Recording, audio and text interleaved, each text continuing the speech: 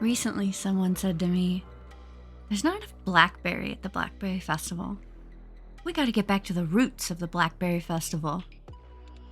I gave this a half-frustrated giggle, pleased by the pun and simultaneously displeased by the reminder of the blackberries currently springing back up in my yard. And then I got to wondering, because it probably wouldn't surprise you to know that I'm the weird local history nerd in my friend circles, and I don't actually know what the roots of the Blackberry Festival are. So, I did some digging. I guess I had this preconceived notion about it. Like it was some old-timey fruit festival that's older than the town, that grannies must have been entering blackberry cobblers into baking contests in the Blackberry Festival before I was born. But that's not true at all. The Blackberry Festival is comparatively young. Younger than me. Younger than my baby sister. Maybe even younger than you.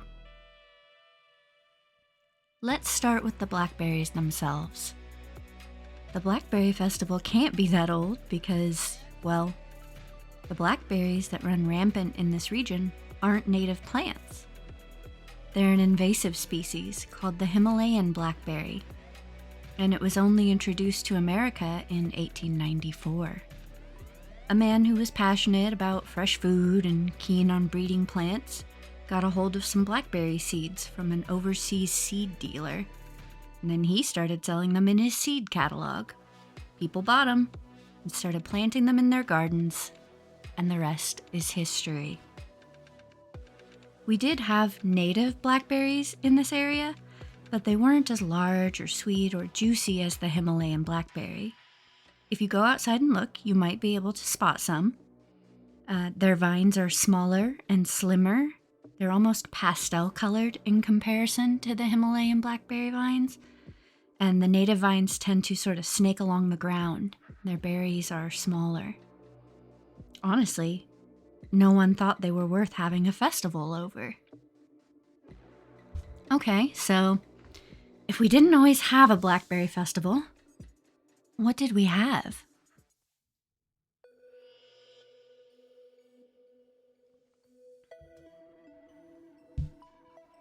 I poked around and found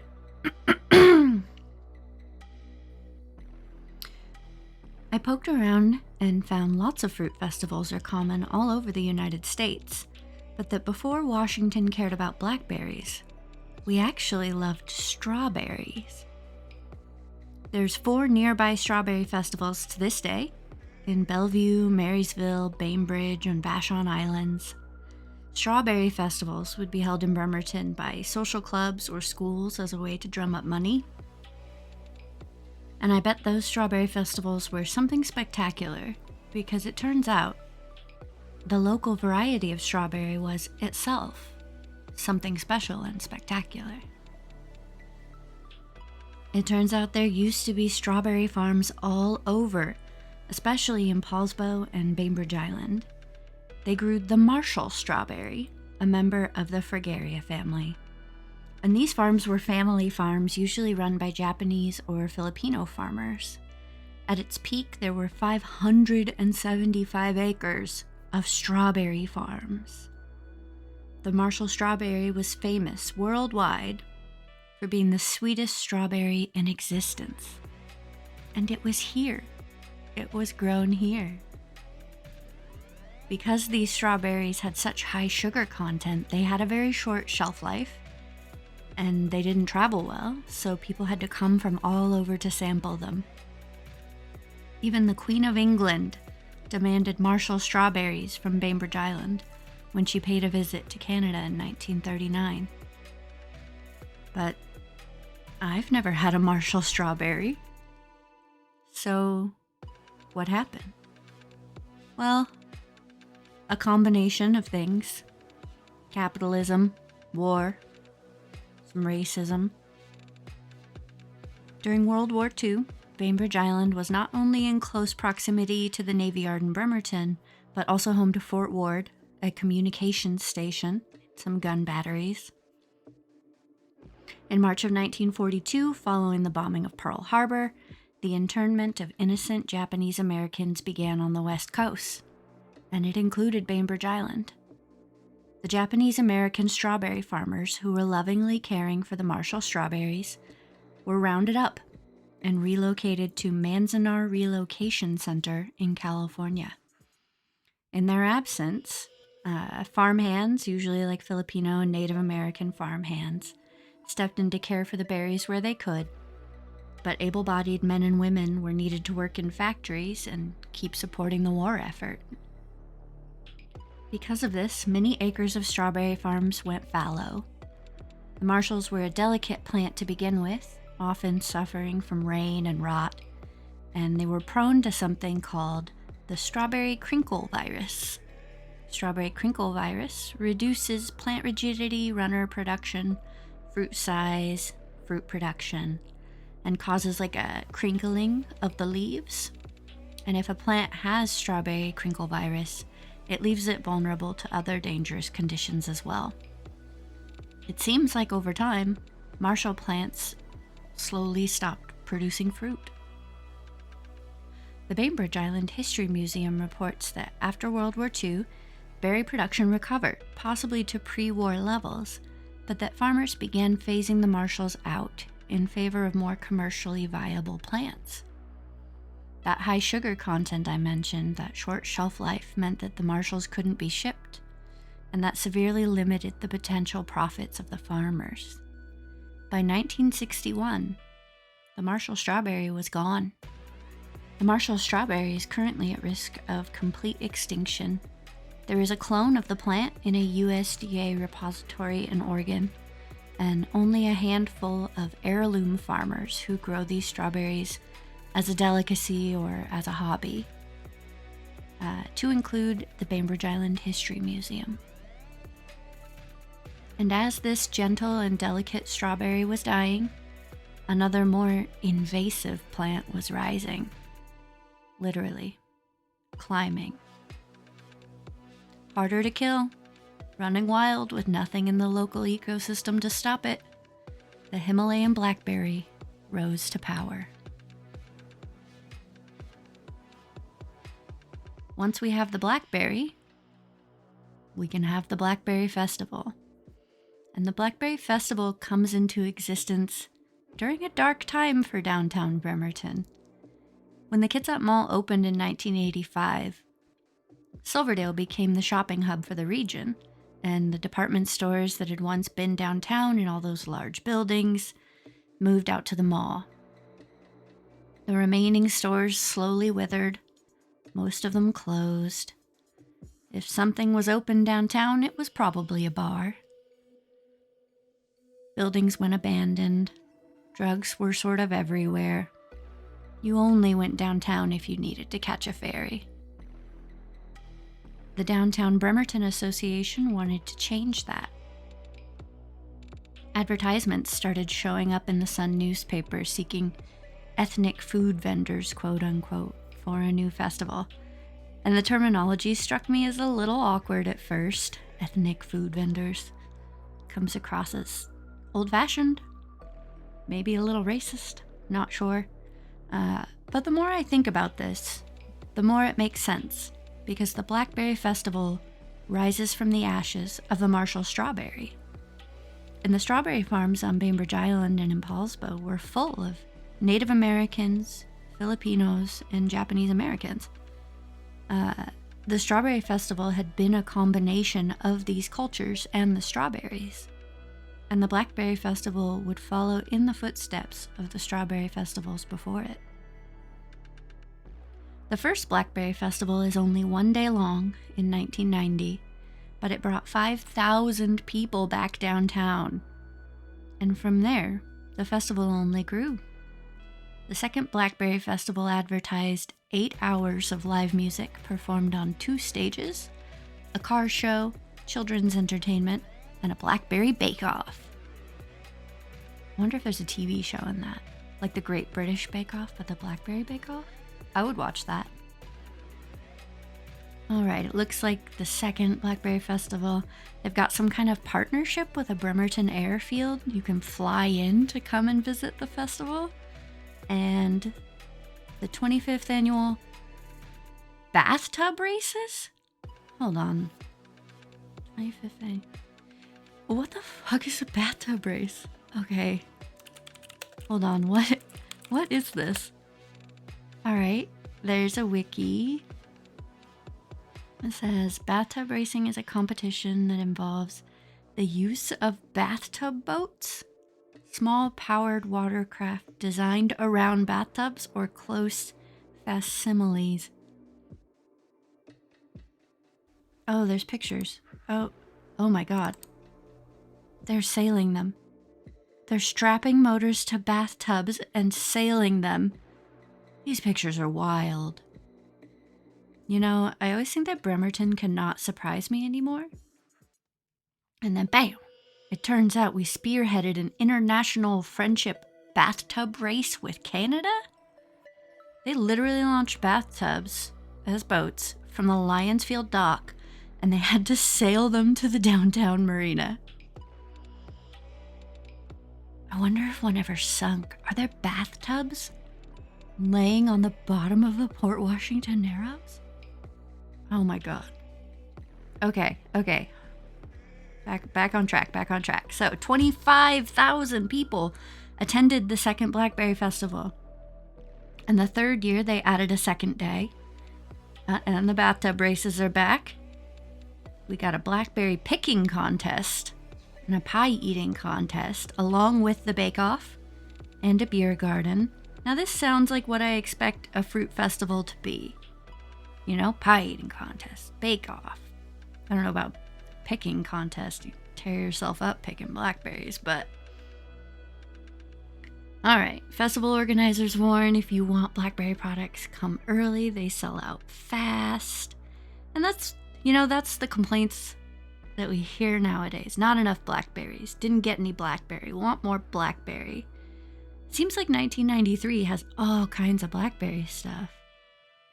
Has it just not survived to the modern day? I'm going to run down this list of notable highlights. 1992. Helicopter rides? What? Alright, the last mention I see of the bake-off is 1994. 1996, we've got a clown troupe coming from the USS Abraham Lincoln. There's a Sun article from 1997 with a complaint that there's not enough blackberries at the festival. So I guess complaining about the perceived lack of blackberries is almost as old as the festival itself. A time-honored tradition, complaining about the Blackberry Festival. Oh, someone got married at the Blackberry Festival in 1998. I feel like that's how you know you've made it as a festival, when people want to get married at your festival. And it celebrated a 10-year anniversary with the first batch of blackberry wine, which I know they still have the blackberry wine to this day, and commemorative stamps. 2001, they had crepes. I love a crepe. Blackberry crepes sound delicious. All right, they used to sell pies. Oh, but it looks like they lost their baker in 2006. That is also the same year they expanded to a 3-day festival. Oh no, 2007. I have personal history with the Blackberry Festival of 2007. I know there was henna tattooing that year because I got a henna tattoo tramp stamp that I love so much that I literally marched into a local tattoo shop and said, "Tattoo this on me." What a decision that was. Oh look, 2016 had pies. It looks like maybe they were made by the high school. Sort of all over the place, isn't it? And you know, I went to the Blackberry Festival this year. I didn't feel like I was surrounded constantly by blackberry, but I know that I saw blackberry stuff. I saw the wine and lemonade and like seasonings. I know I saw the booth for the blackberry slugs, which if you've never had them, the slugs are like little blackberry donuts. Blackberry filled donuts with powdered sugar on top.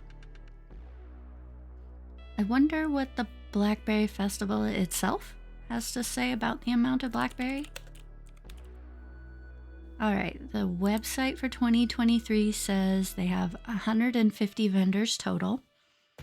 Looks like all food vendors are required to serve a blackberry item, and it can't just be lemonade.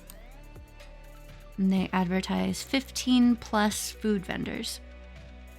I mean, that math is pretty simple, right? 15 food vendors divided by 150 total means that the Blackberry Festival is roughly, well, 10% blackberry, give or take, for some of the packaged products like the wine or these cute little earrings that I bought. Little beaded blackberries.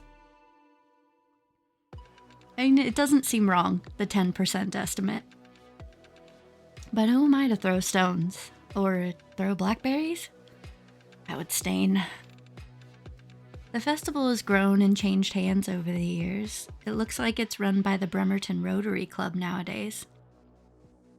They are a service organization that does a lot of charity projects and community involvement. I mean, you can't be mad at a charity for doing their best, right? It takes a lot of work to put on a festival. What do you think, Bremeloreans? Did you sample some blackberry delicacies at the festival this year?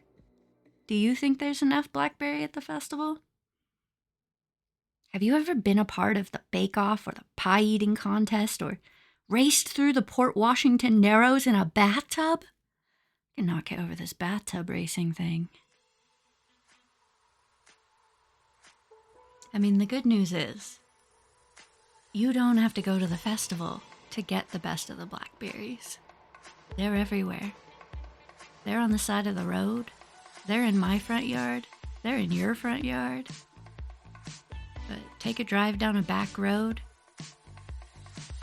Sometime late August, mid-September. The end of a warm day, and the blackberries are heavy, juicy, and overripe. You go to pick it off of the bush, and it just falls straight into your hand and stains your fingers purple. There's nothing better.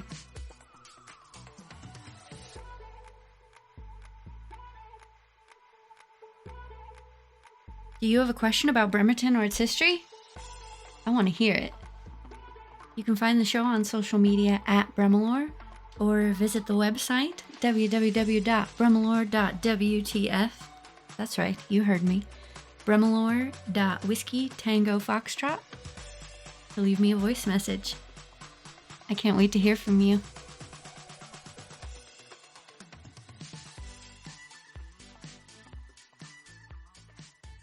Well, we all sat at a table and you didn't get to use your hands, which made it a lot more interesting. And you just had to, when they said go, eat a full-size blackberry pie as fast as you could. I think I ate an entire blackberry pie in about 2 minutes, or just under 2 minutes. It's impressive. I believe that the second time I went, if I remember correctly, they had reduced the size of the contest pies to a smaller pie. Because people couldn't live up to your standard? I don't know, maybe I set the bar pretty high. The bar, the blackberry bar? Blackberry bar. Is there a pun in this somewhere? I think it's more of a reflection of the best blackberries are high on the bush. Here's the real question. Was the pie tasty? I do remember the pie being good. And the prize for eating a blackberry pie the fastest was a blackberry pie.